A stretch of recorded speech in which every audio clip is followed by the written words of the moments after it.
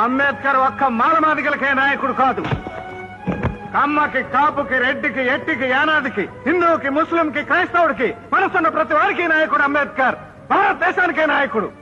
అలాంటి గొప్ప నాయకుడిని కులం రంగు పులిమి దళితులకు మాత్రమే పరిమితం చేశారు. Shame shame on your part, shame on our democracy, shame on hour constitutional policy.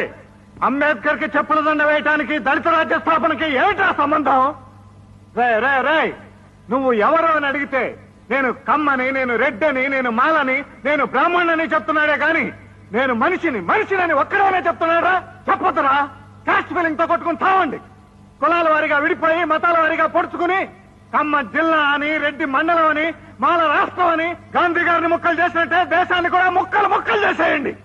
సిగ్గొదిలి, శర వదిలి, నీతొదిలి, జాతి వదిలి, మంచొదిలి, మనసొదిలి నరుక్కోండి, పొడుచుకోండి.